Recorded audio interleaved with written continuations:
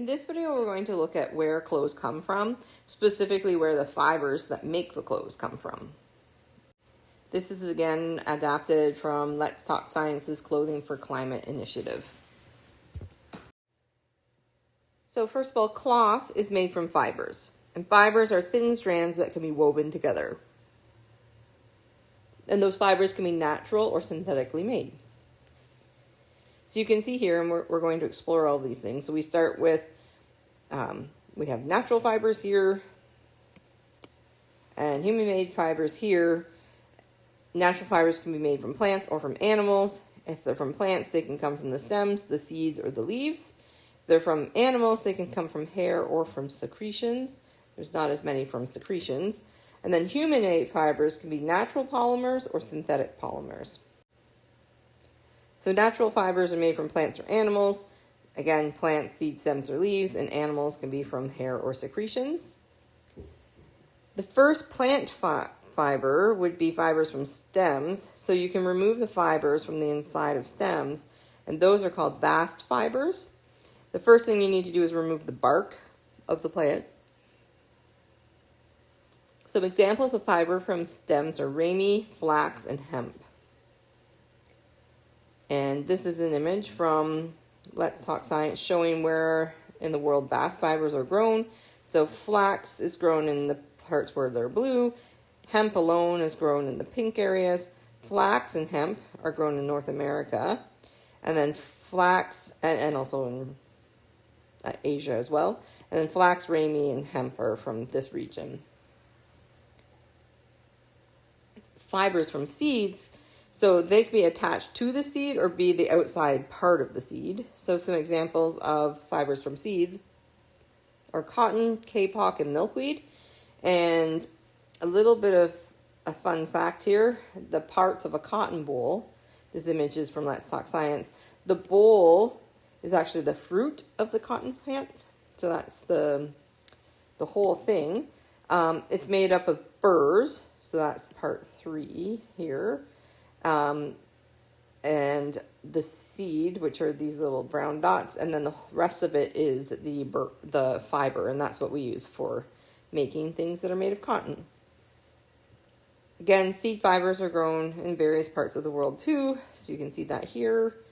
Again, from Let's Talk Science, so milkweed, North America, or Canada actually.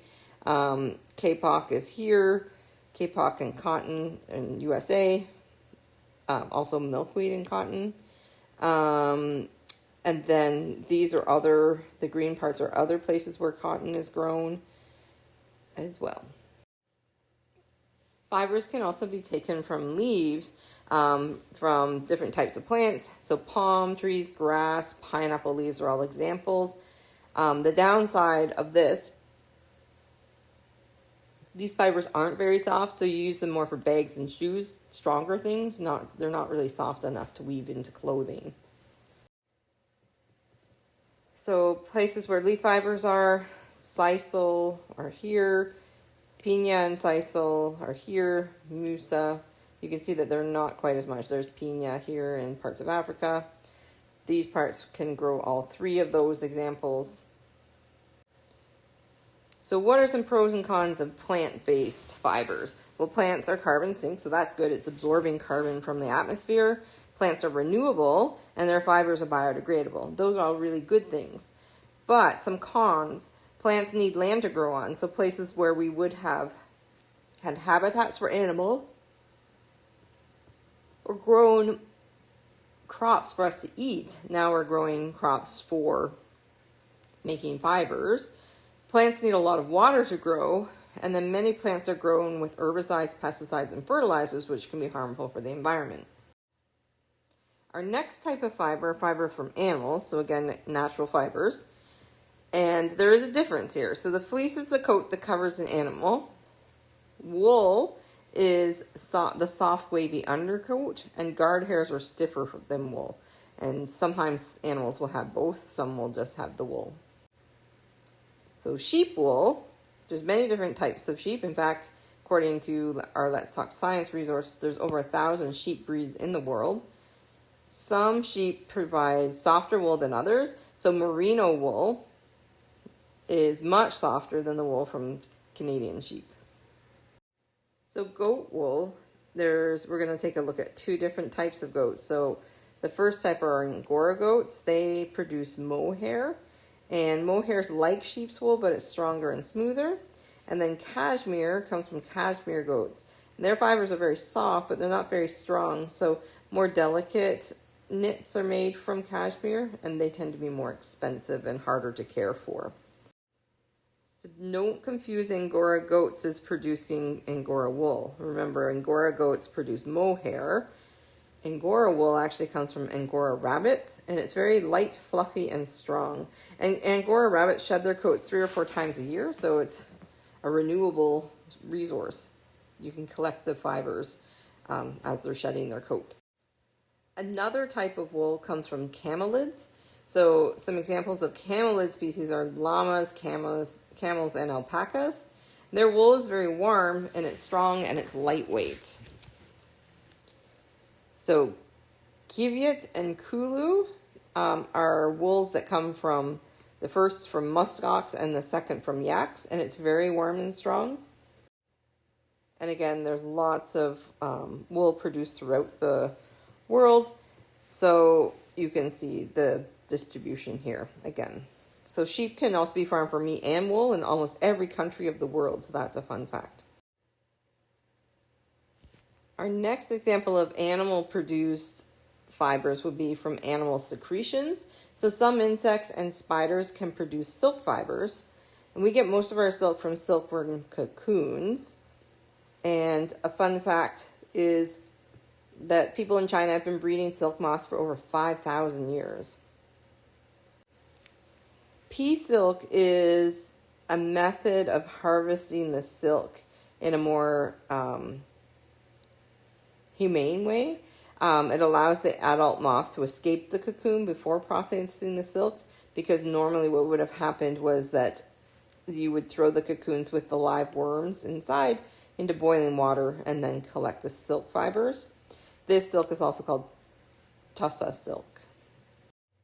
Spider silk, while it's very strong and it's a silk, it's not easy to collect and process. The strands are filaments and not fibers, and only one piece of cloth from spider silk exists in the world because it is so difficult to work with.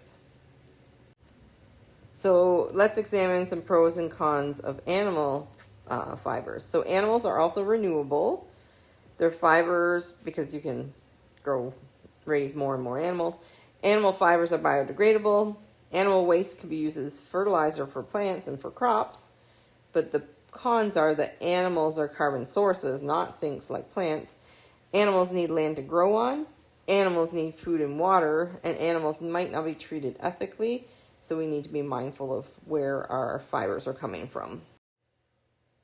So now we're going to look at synthetically made or human-made fibers. So the first one are natural polymers. So we can make fibers from natural polymers, like cellulose can be used to make rayon, tencel, and acetate.